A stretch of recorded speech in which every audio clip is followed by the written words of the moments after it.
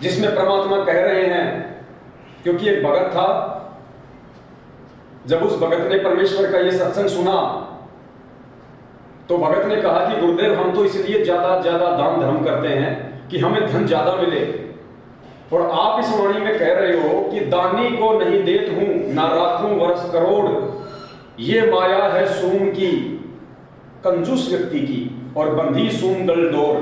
कि ये जो माया है ना, माया, जो भगत मुझे दान करेगा ना उसको मैं धन नहीं दूंगा, ये धन ये माया मैं उस कंजूस भगत को दूंगा, उस कंजूस व्यक्ति को दूंगा जो केवल धन प्राप्ति के लिए ही मेरे से जुड़ा हुआ है, ना कि मोक्ष के लिए।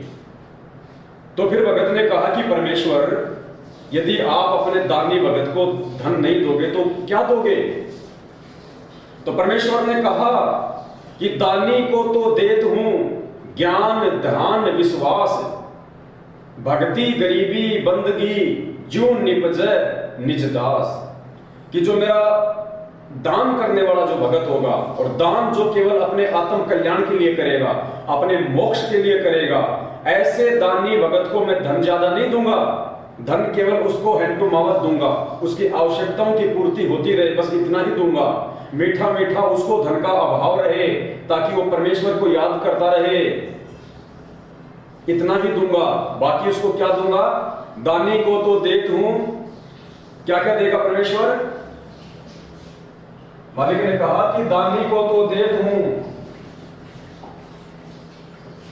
ज्ञान ध्यान विश्वास भक्ति गरीबी और बंदगी। क्या कहा परमात्मा ने? कि जो भगत मुझे दान करेगा अपने आत्मा उद्धार के लिए, इसी जन्म में मोक्ष प्राप्त करने के लिए, तो परमेश्वर कहते हैं ऐसे दानी भगत को मैं अधिक धन नहीं दूंगा, उसे मैं अभाव में रखूंगा, और मैं उसे वो वस्तुएं प्रदान करूंगा जो वस्तुएं उसके मोक्ष मार्ग में उसकी सहायक होंगी। तो कौन कौन सी वस्तुएं? ज्ञान, ज्ञान से उसको सही और बुरे कर्मों का मालूम पड़ेगा, सही गलत का निर्णय कर पाएगा। कि कहे कबीर सोए जन मेरा, जो नीर खीर का करे निबेरा। तो ज्ञान से ही उसको सही और गलत, कौन से कर्म भक्ति मार्ग पे करने चाहिए, कौन से कर्म नहीं करने चाहिए, कौन से वो कर्म करने से सदगुरु की मर्यादा और वचन टूटेगा, और कौन से कर्म ना करने से हम परमेश्वर के नजदीक बने रहेंगे। तो सबसे पहले क्या बताया परमात्मा ने? ऐसे भगत को मैं ज्ञान दूंगा, फिर मैं उसको ध्यान दूंगा, भक्ति में उसका ध्यान लगे, सत्संगों में उसका ध्यान लगे, अपने गुरुदेव के चरणों में उसका ध्यान लगे, उसका मन विचलित ना हो, उसका मन कहीं इधर उधर ना भटके, विषय वासनाओं में ना भटके, काम क्रोध मद लोभ में ना भटके, आवारागिरी में ना भटके। इसलिए परमेश्वर उसको ध्यान देंगे। विश्वास, ताकि वो दृढ़ता के साथ में भक्ति करे, अपने सदगुरु के ऊपर उसका विश्वास बन जाए कि मेरे गुरुदेव के अलावा इस पृथ्वी पे अन्य कोई पूर्ण संत नहीं है, कोई भी मोक्ष प्राप्त करवाने वाला महापुरुष नहीं है, मेरे गुरुदेव ही सकलों के राजा हैं, यही स्वयं साक्षात कबीर भगवान है। उसको मैं विश्वास दूंगा ताकि दृढ़ता के साथ भक्ति मार्ग पे टिका रहे। भक्ति देगा परमात्मा उसको, तीनों समय की आरती सही समय पे करे, जो सुमरण परमेश्वर ने दिया है मर्यादा में रह के करे, समय समय पे परमेश्वर के चरण कमलों में सत्संगों के लिए वो जाता रहे, उसके भाव बने रहे, उसकी श्रद्धा बनी रहे, तो परमेश्वर उसको भक्ति देंगे। गरीबी, ताकि मेरे भगत को काल ना ठग ले, मेरा भगत कहीं बिगड़ ना जाए, मेरा भगत कहीं ज्यादा से ज्यादा धन प्राप्त करके मायाधारी बन के और अपने जो भक्ति कर्म है उनसे विचलित ना हो जाए, मेरे भगत के अंदर मीठा मीठा एक मतलब भाव बना रहे।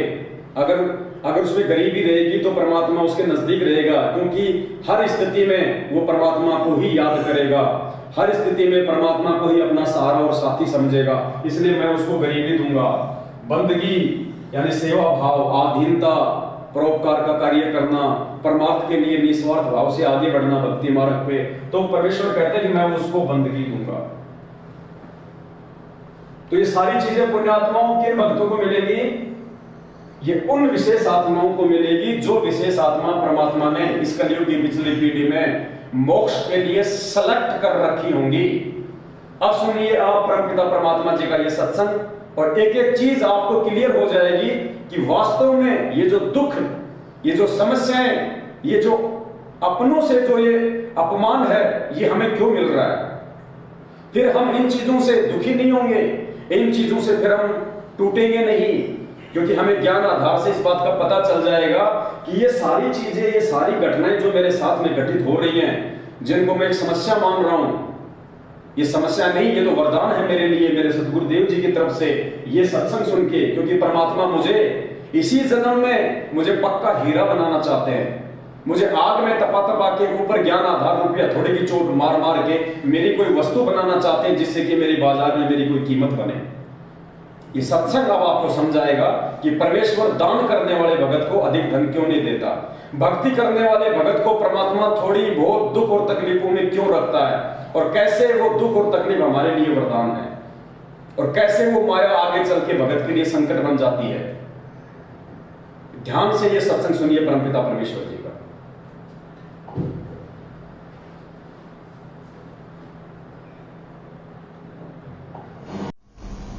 ऐसी दूती जोगनी जगत किया बैरून, आन अटक माने नहीं ये माया चढ़ी खून। दानी को नहीं देत है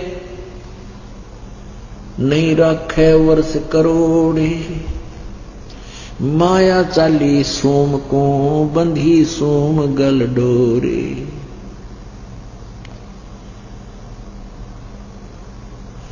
अब क्या बताते हैं कि परमात्मा माया, जो दानी व्यक्ति होते हैं वो संग्रह संचन नहीं करते, और जो सूम होते हैं, जो कंजूस होते हैं, उनके पास माया का संग्रह घना होता है। तो क्या बताते हैं, या माया मेहरी भई गई सोम दरबार, दानी के नहीं जात है के कारण करतारे।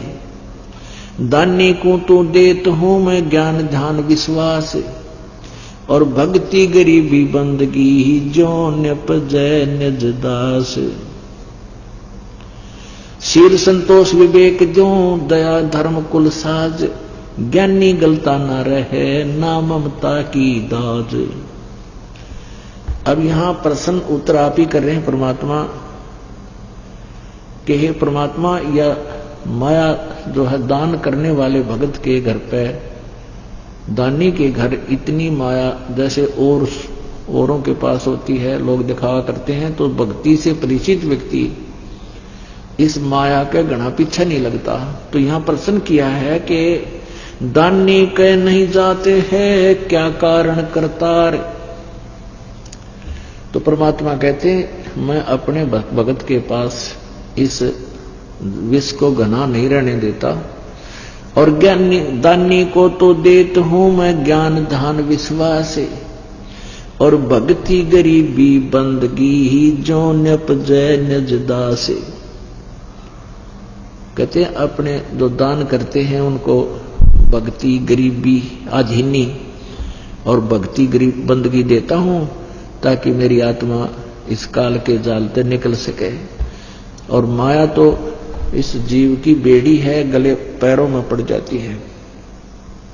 शील संतोष विवेक जो दया धर्म कुल साज, यानी भक्त को तो मैं शील संतोष विवेक, विवेक क्या बताते हैं कि जैसे यही विवेक है भाई, माया परमात्मा साईं इतना दीजिए जिसमें कुटुंब समावे, हम भी भूखे ना रहे अतिथि ना भूखा जावे।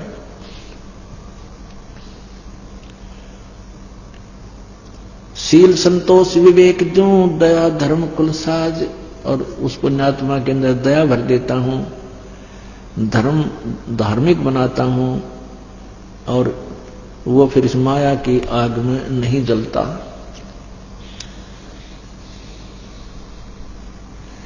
माया प्रत्यक्ष काल है ये माया प्रत्यक्ष देव, और माया राजक राम है भोजन जोगी सेव। घेरे घारे काल है और सच्चे सर्वस जाए, ले डूबे गीतास को या माया जीवित खावे। कहते हैं जो संचित करते हैं, जोड़ते हैं, संग्रह करते हैं, वो तो खराब करेगी, ये तो काल है तेरा। भक्ति में स्नान करे आगे से मत रोक, चलती को तू चलन दे हंसा पावे मोख। साच बाच कर क्या कह रहे ये मुक्तारेणा संत, भोजन जोगी लीजिए या के बड़े बड़े दंत। गरीब रावण का कुल वंश सोने डूब गया दैमाही, रावण का कुल वंश सुन डूब गया दैमाही, और संचत संचत ना थक्या और पाया गाम न ठाई। माया कहते रावण के लिए माया जोड़न तो छह क्या नहीं, और फिर कहते हैं कि तो नामो निशान नहीं रहा हुआ, माया यही रहेगी। माया जोड़ सूम लगी पाप की पीठ, और साधु नैन ना देखते ये माया कौआ बीट। भक्त हैं, संत हैं, कहते हैं ये माया के ऊपर आसक्त नहीं होते। क्या बताते हैं, इंद्र दा राज कागदा बिस्टा। परमात्मा कहते हैं जब आपको ये ज्ञान हो जाएगा ना, सच्चाई इस मालिक का तत्व ज्ञान, तो आपके लिए स्वर्ग का राज भी काग की बीट दिखाई देगी। पुण्यात्मा बहुत बुरी तरह बांध दिया अपने को यहां काल भगवान ने। अब इस यहां से आपका मन हटाने के लिए ये एंटीबायोटिक कैप्सूल दिए जाते हैं परमात्मा के इस तत्व ज्ञान के, और इनको बहुत गहराई से आपने सुनना है, बहुत सावधानी से और गहराई से विचार करना है, तब आपके अंदर इसका रिएक्शन होगा। आप अंधे हो रहे थे माया जोड़ने में, आगा पीछा कुछ नहीं देखते थे, हम सभी ऐसे ही थे। जब से मालिक का ये ज्ञान हुआ है, ओए होए, उसी दिन से एक नया परिवर्तन आत्मा में आपा आ जाए, क्योंकि ये अंदर रिएक्शन करती है परमात्मा की वाणी, ये वैसी नहीं होती एंटीबायोटिक है, ये एकदम अंदर से बदलाव शुरू होगा, लेकिन थोड़ा समय अवश्य लगता है।